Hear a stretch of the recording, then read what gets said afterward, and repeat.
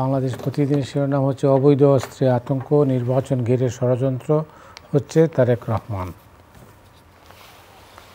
মানবজমিন হাসপাতালের বেসমেন্টে প্রাইভেট কারে 2 লাশ, নানা প্রশ্ন। পুরো আসনের ভোট বাতিলের ক্ষমতা ইসির হাতে থাকছে না, ইভিএম। কালের কণ্ঠ, ব্যাংকে টাকা তুলতে হয়রানি, অনিয়ম হলে পুরো আসনের ভোট বাতিলের ক্ষমতা ইসির।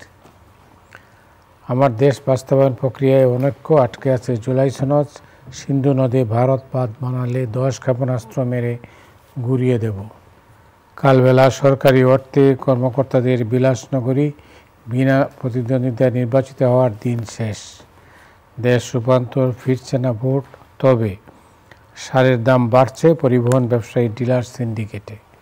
খবরের কাগজ, শতাধিক ঠিকাদার পলাতক, বহু প্রকল্প বন্ধ।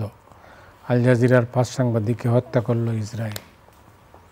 দিনকাল, মালয়েশিয়ায় পৌঁছেছেন প্রধান উপদেষ্টা, আজ আনোয়ার ইব্রাহিমের সঙ্গে বৈঠক। আগামী নির্বাচন সহজ হবে না, অদৃশ্য শক্তি ষড়যন্ত্র চলছে, তারেক রহমান।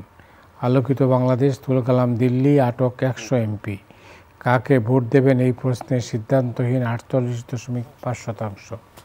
করতোয়া ইভিএম সংক্রান্ত সব বিধান বাতিল। বিএনপির সুসময়ে অনেকেই কাছে ভিড়বে, তাদের ব্যাপারে সজাগ থাকতে হবে, তারেক রহমান।